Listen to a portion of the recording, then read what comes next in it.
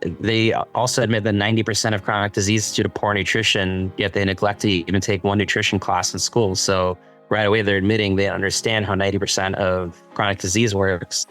So they're not well-trained in chronic issues. They're very more kind of narrowed down to specialists at every single part. And so they never really look, if you have a rash in your skin, you're going to a dermatologist. Right. Maybe that's coming from parasites and stuff in your gut, and they're just going to keep giving you steroid cream to put on there. Right. It keeps coming back, so you're not actually dealing with the internal issue. So they've gotten sort of specialized in little areas that they never really able to take a step back and see how everything's working together and affecting everything together. I think people are going to try Western medicine first and then see that they're not getting better, they're getting worse, they're just getting on more lifetime drugs, and that's not what they want. And then eventually they find us. I'm Riley Reese. This is the Sofia Unfiltered Podcast, where we bring together thought leaders, wellness entrepreneurs, makers, and emerging health leaders. We're here to have raw, unfiltered conversations because sharing your stories has the power to change lives, help others heal, and transform the way we take care of ourselves. Here we go. Hi, everyone, and welcome back to Sofia Unfiltered. I'm your host, Riley Reese. Today, we're sitting down with Dr. Brandon Bright. He's an acupuncturist with a background in kinesiology and physical therapy. A big believer in holistic medicine, he also holds certificates in functional medicine, Eastern and Western nutrition, hypnotherapy, NLP, EFT, quantum neurology, and many, many more. He's written 8 books on holistic health and filmed his show, The Holistic Approach. You can find his show streaming on all of the internet streaming platforms. Dr. Bright, it is so great to have you here today. For our listeners who may not know you yet, can you share a little bit about your journey into holistic health?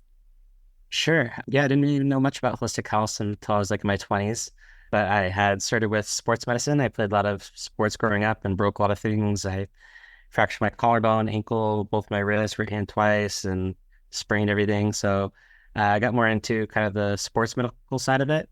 And eventually I was also really interested in hypnotherapy when I was in high school and really interested in how the brain worked. And so that kind of led me into neuro-linguistic programming. And then one of my mentors for that was also did some shamanistic stuff and a lot of energy healing. And so that I got really interested in that. I wanted to dive deeper into the energy aspect. And that's where I started getting into the Eastern medicine and acupuncture. And then from there, I just keep finding new things every year that really interest me. From there, I got into functional medicine, which is kind of a deeper dive into lab testing and diet and nutrition. And then I do a lot of different things in applied kinesiology, so all the different muscle testing stuff to kind of narrow down what might be going on in the body. So I could do that, either kind of peel the onion away of each person. It could be an emotional thing, it could be structural, it could be nutrition, electrical, which would be the acupuncture side. And so I kind of ask the body of what layer they want to start with first and where to go from there using the applied kinesiology. Yeah, that's amazing. So for those people and for our listeners who may not be familiar with all of the different modalities inside of this holistic health, so maybe we can break down a few of these individually. So I love how you're bringing together true holistic health, right? So it's mind, body, spirit. So, and you kind of touch on all of these. So starting with kinesiology, how does that help? How did that help you? You mentioned you were playing sports. I see you worked with Olympians. You went to school for it. You have your bachelor's in it. So how did this help you? Does it only help athletes? So there's kinesiology and then there's applied kinesiology. So they're slightly different. Kinesiology is going to be more the study of movement. So that's more like physical therapy based and sports medicine based. And so that definitely helped with all my sports medicine stuff, knowing how the body works and watching the body and seeing someone walk in. And I can basically tell them what's off just by how their gait is and how they're walking and how their posture is. And so kinesiology significantly helps with all of that. So if you go to a chiropractor or physical therapist, they've typically have their undergrad in kinesiology, so the study of movement. When you get into applied kinesiology, that's more of your body's response to a stimuli. So if I'm testing like their arm for strength, and if I say something that they say something doesn't resonate with them, they'll go weak. It just kind of takes the energy away from their body. And if they say something that they're congruent with, they'll stay strong. And so I can do this through an emotional work, something called neuro-emotional technique, where I kind of narrow down what the emotional problem could be. And I'll use their strength of the muscle for that. And so these are emotional points on your forehead. I can have them touch their forehead if their arm goes weak. That's showing me that there's an emotional component to what's going on. And then just testing that strength of their muscle.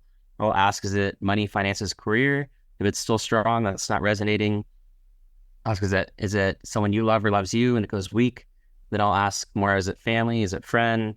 And then if it's family, I'll narrow parents, husband, and narrow it down, or children, siblings, and then I narrow down to the exact person, depending on when they go weak on.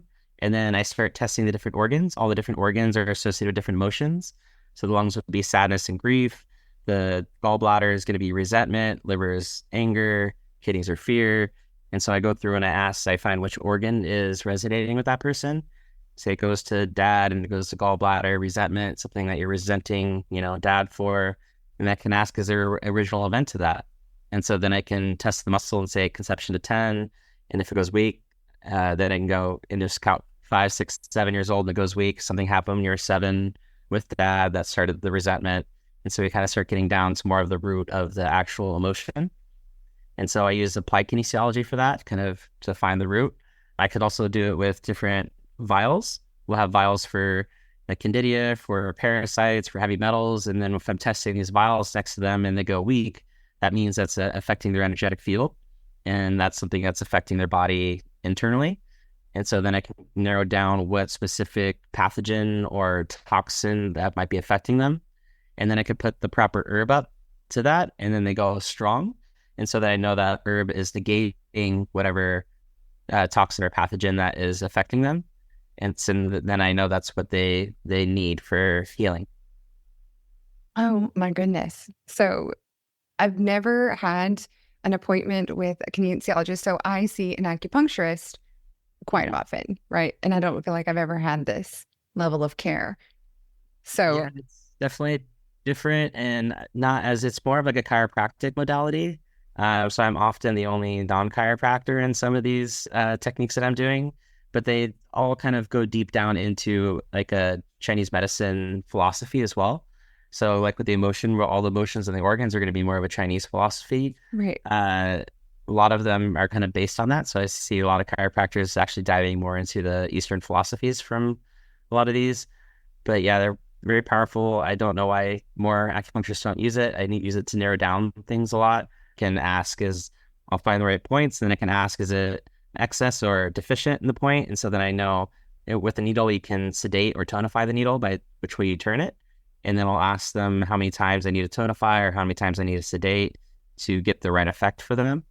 So I use muscle testing all the time. It's probably one of the biggest things that I use, on top of the acupuncture and everything too. So I'll usually start with that first and just asking the body kind of where to start. Since then, I've dove into a lot of other applied kinesiology techniques that help me kind of put everything together, because I learned all these different things. And then the hard part was, how do I unite all of this into like one treatment? And so some of them I found are a little bit more bare bones. I could touch the left shoulder, and that's going to be more of your structural stuff. Your forehead's going to be the emotional. Right shoulder is going to be more nutritional stuff. And so I can kind of dive in to see more where I need to go next with that. Now, do you also get into acupressure?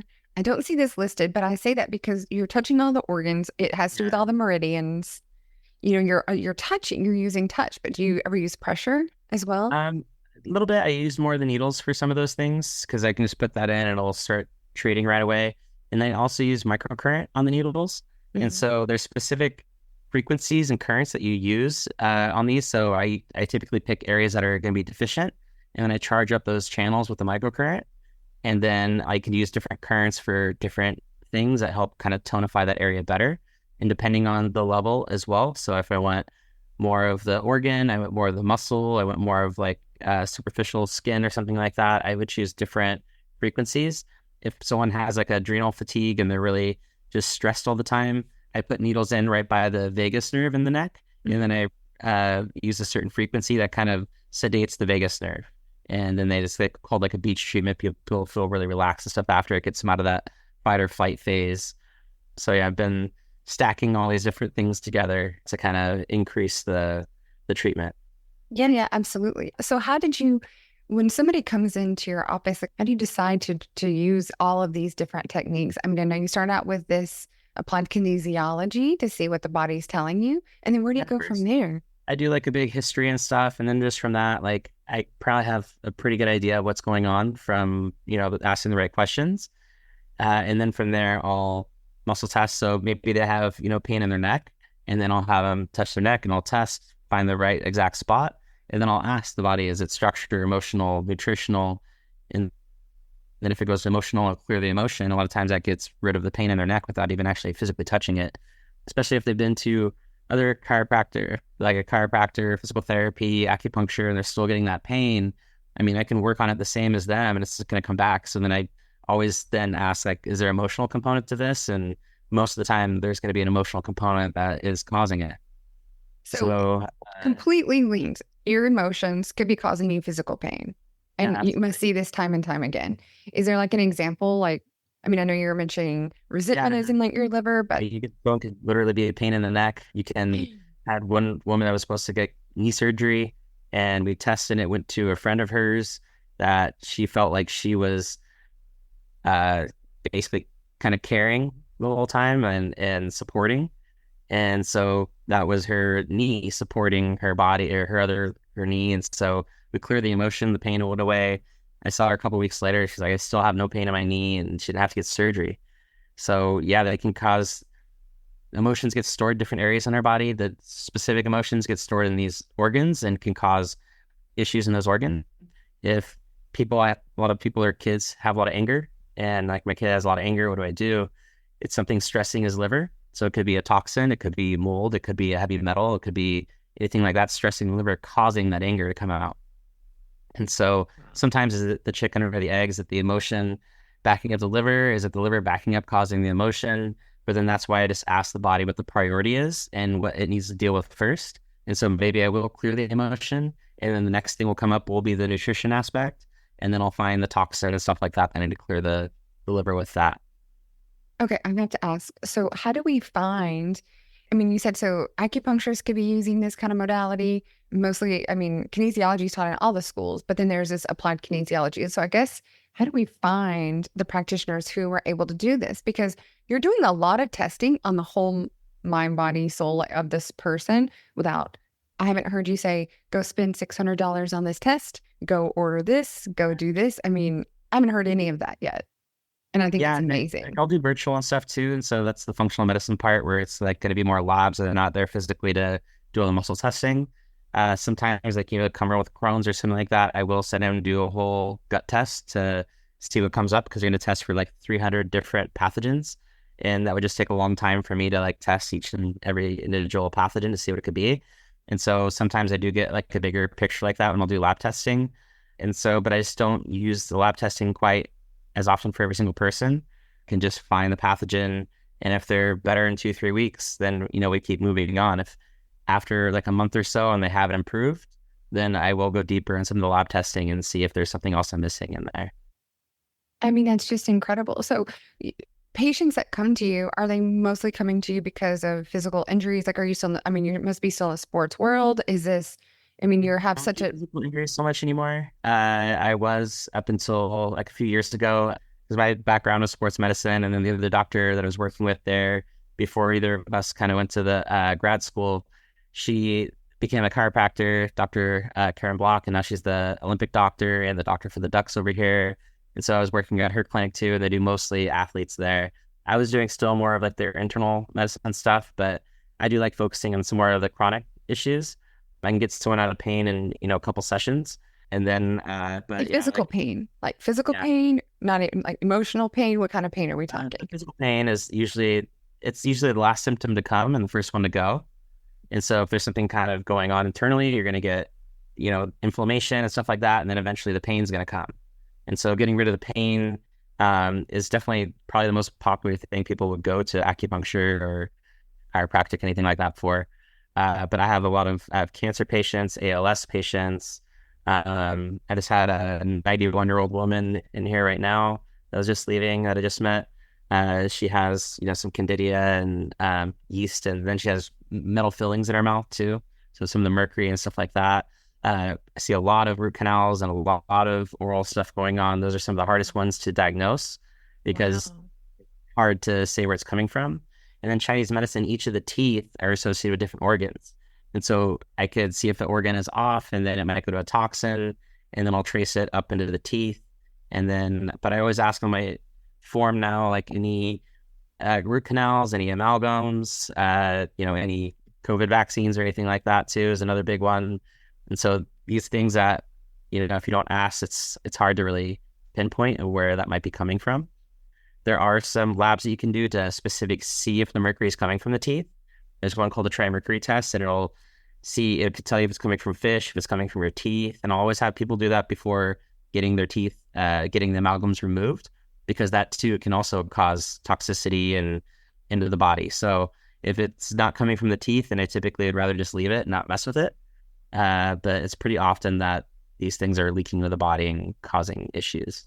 I wouldn't even have thought about that, right? You hear people talking about the breast implants and getting those taken out because they're leaking and causing some damage. So I feel like fillers and implants, I guess regardless of where the implants are, you kind of suspect it, but I would have not thought about dentistry.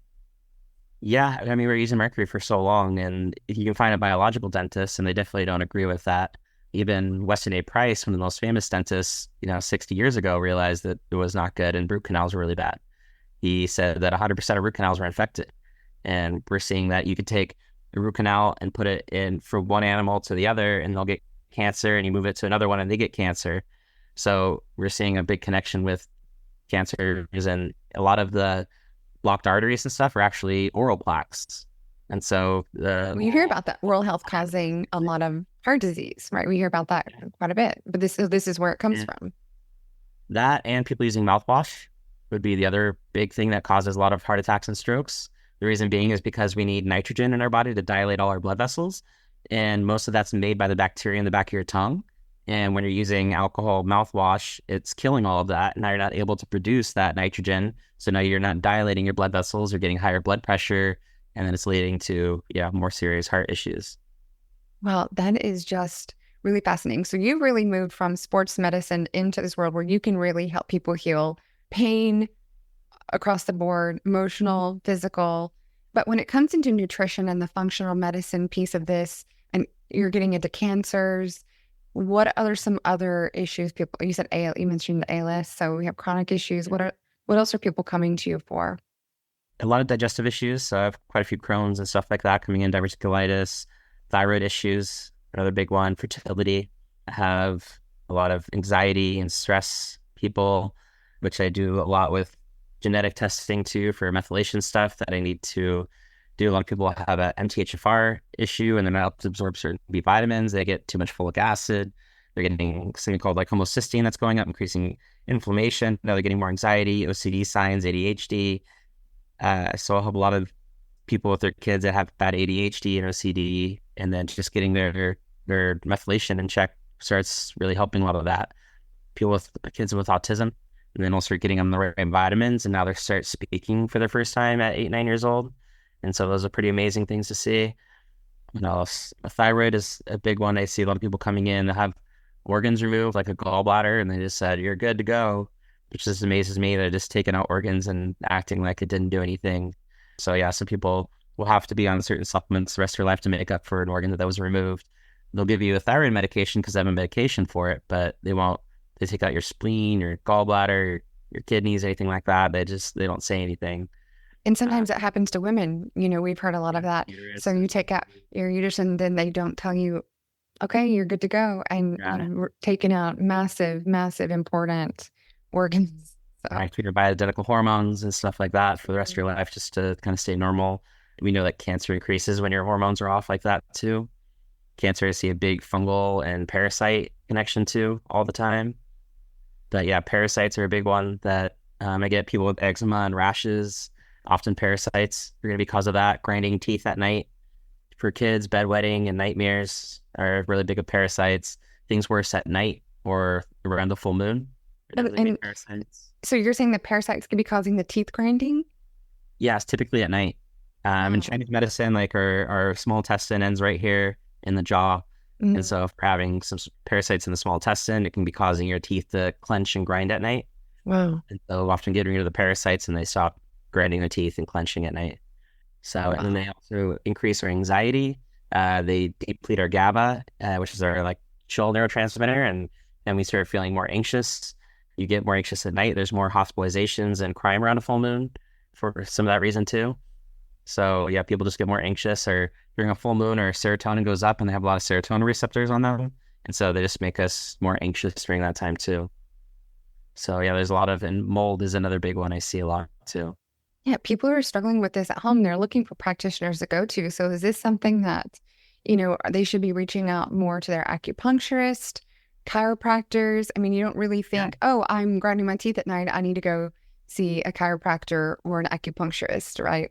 Yeah, it's such, there's such a variety when you go to a chiropractor or acupuncturist. You go to 100 and they're all going to do something differently. And they might have different focuses and everything too. There's, for acupuncture, there's like 20 different philosophies that you can use or methods. Chiropractic, same thing. And then you might go to a chiropractor that's, at the joint, and it's just like a quick crack on a couple of things. You might go to some that does a lot more soft tissue work and a little bit of adjusting. You might go to some that are just going to be straight applied kinesiology and muscle testing, and some that are going to be more functional medicine that don't really adjust that much. So yeah, it's going to be more word of mouth, and you'll find some even really good ones online and Instagram. I know I follow quite a few of them too. They're friends of mine.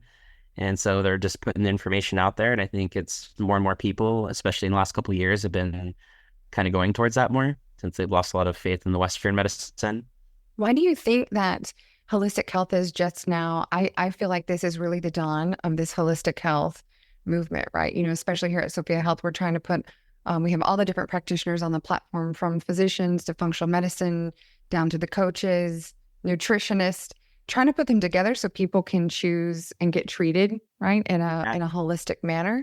But why do you think it's just now taking off? Chinese medicine's been around, Ayurveda, like thousands. So why are we so reluctant in the U.S. to use? I think because we've all been kind of propagandized to think that Western medicine is the best thing there. And I think they're great in emergency situations, but they also admit that 90% of chronic disease is due to poor nutrition, yet they neglect to even take one nutrition class in school. So right away, they're admitting they understand how 90% of chronic disease works.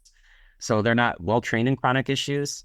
They're very more kind of narrowed down to specialists at every single part. And so they never really look, if you have a rash in your skin, you're going to a dermatologist. Right. Maybe that's coming from parasites and stuff in your gut, and they're just going to keep giving you steroid cream to put on there. Right. It keeps coming back, so you're not actually dealing with the internal issue. So they've gotten so specialized in little areas that they're never really able to take a step back and see how everything's working together and affecting everything together.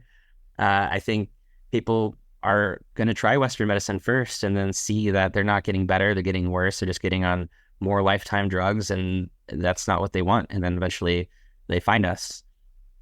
I think that the last few years has really pushed people into that, and by losing faith in the Western medical system, and they made all these statements and promises that weren't true.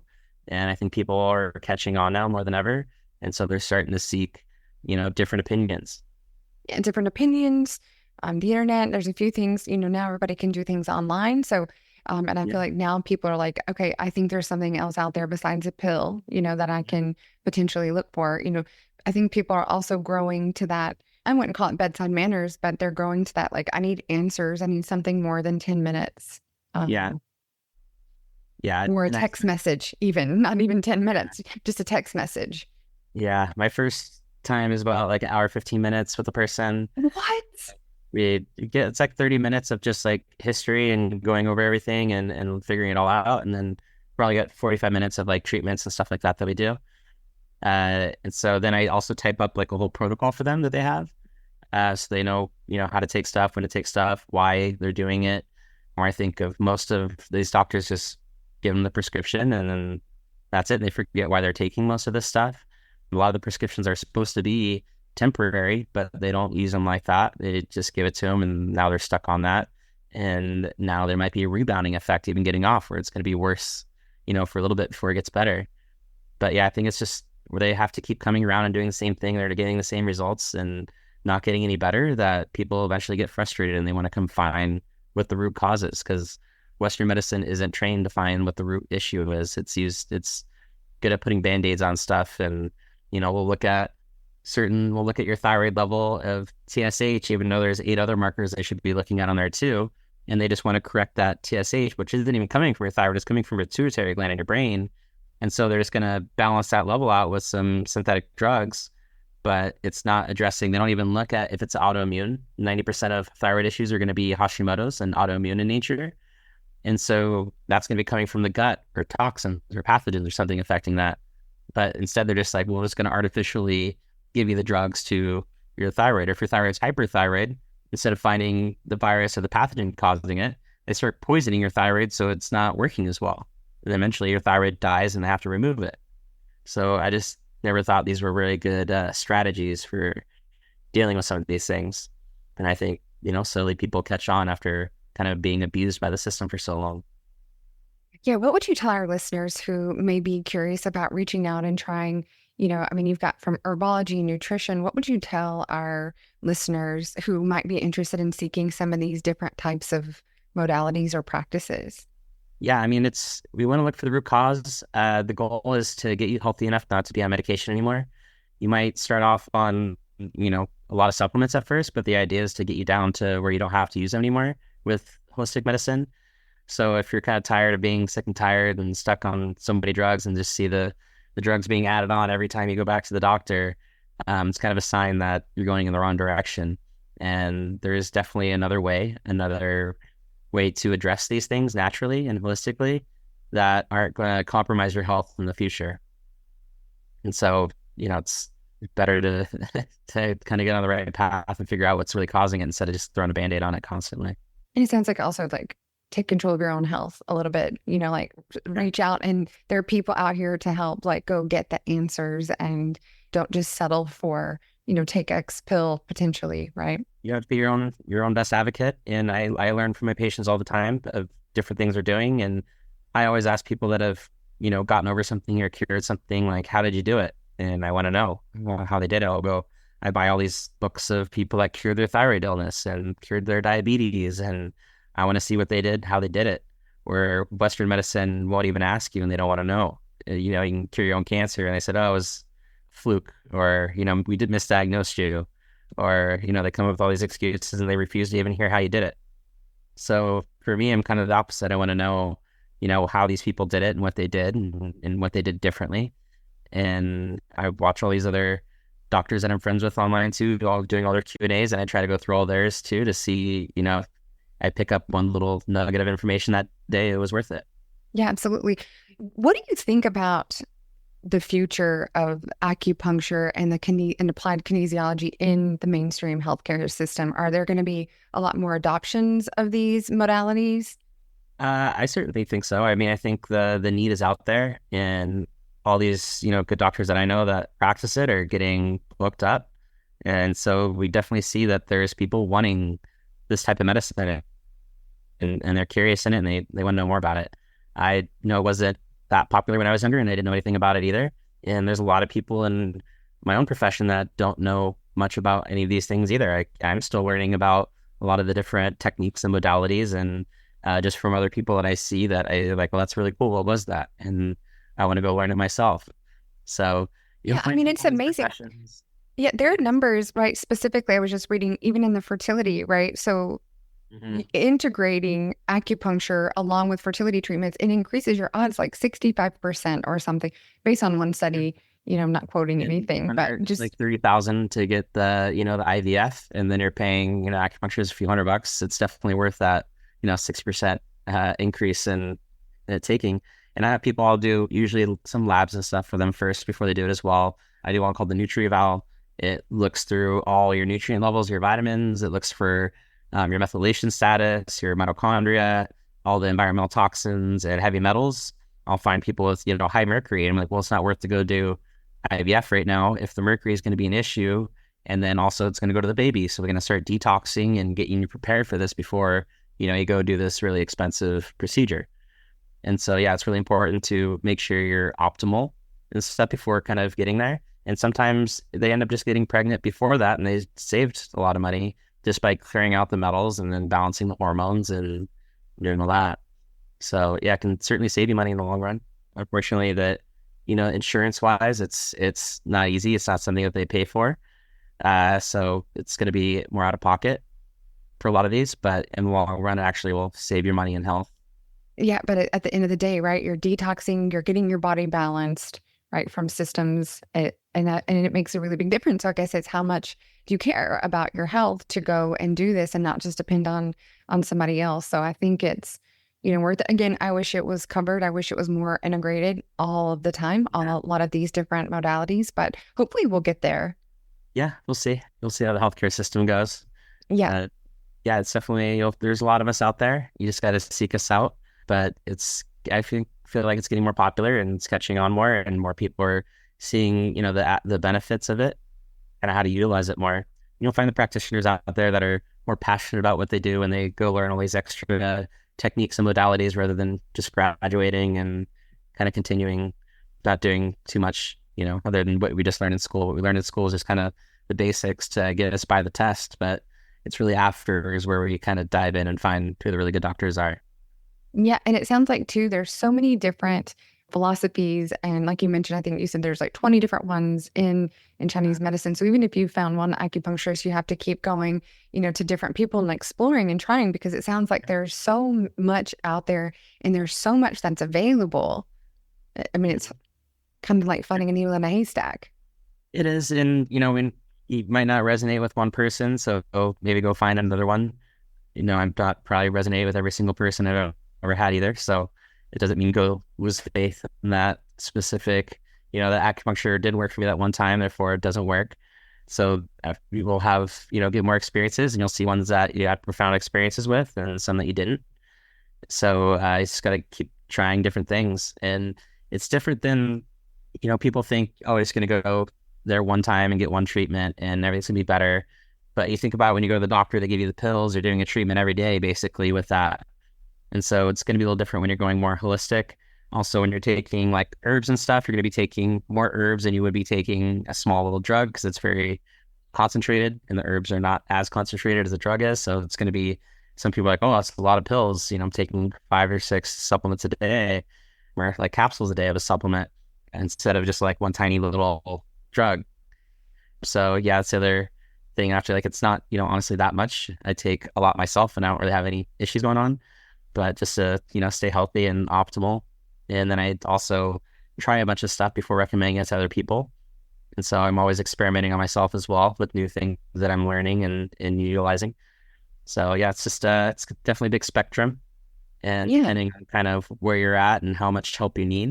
If you just have some aches or pains, then, general chiropractor or acupuncturist would be great. If you have something a little bit more deeper and chronic, then it would be better to find someone that's a little bit more skilled in those areas. Yeah, no, this sounds incredible. And I think one thing that you said was really just incredible to point out. It's, don't go to one acupuncturist and try it and then write it off, right? Because they're all so different and they have so many different philosophies, and you may not resonate with them. But I will tell you, most of the time when I can tell a big difference in my acupuncturist, and most of the time I do go and I'm like, wow, if I have backache or anything else like that, I can tell a big difference pretty quick. So yeah. There's some that, I play soccer and work out, and there's a chiropractor I know that does really good soft tissue and adjustments, and I go there for my aches and pains. And then there's another one that'll go to for more, applied kinesiology and internal stuff so it's just, you can pick and choose which ones you want to, go to specifically. The ones that do more of the applied kinesiology don't do so much muscle work or adjusting. And so just, I know my body well now after doing it for so long, of where I need to go, where I need to be, and who on the care team do you need to go see today to keep functioning? Yeah. I think that's completely true. Yeah, definitely.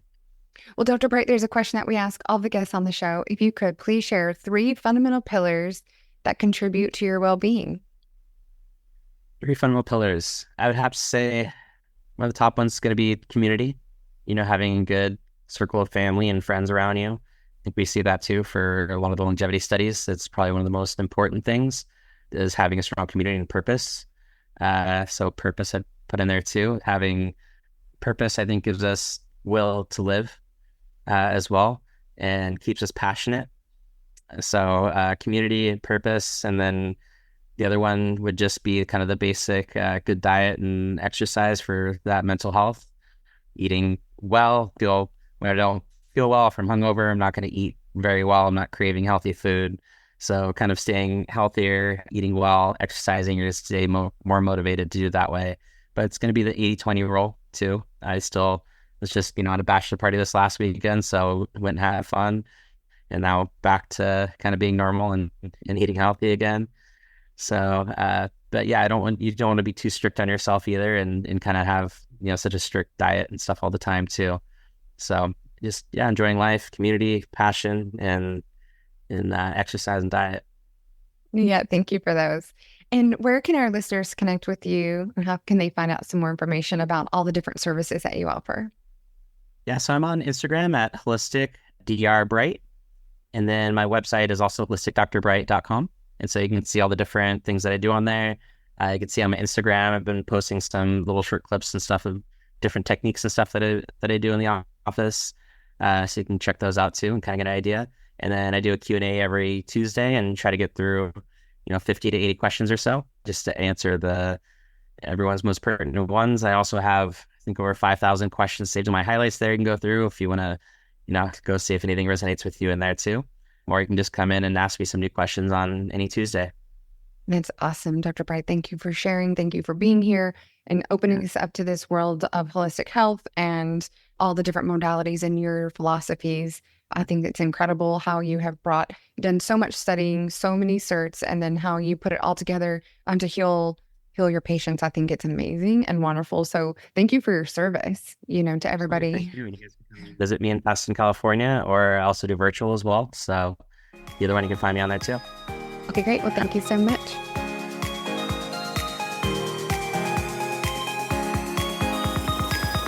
Thanks so much for listening. This has been Sofia Unfiltered, a podcast by Sofia Health, the #1 marketplace for health and wellness. Find services, classes, and products from the top health and wellness providers. Book an appointment or join live classes now. I'm your host, Riley Reese. If this episode resonated with you, we'd love to hear about it in the comments section of your favorite podcast provider or with a 5-star rating. Let us know what your biggest takeaway from this episode was, or share it with someone you hope to inspire. Join us again next time for more real conversations, stories, and insights that help empower you with the knowledge and inspiration needed to transform how we care for ourselves.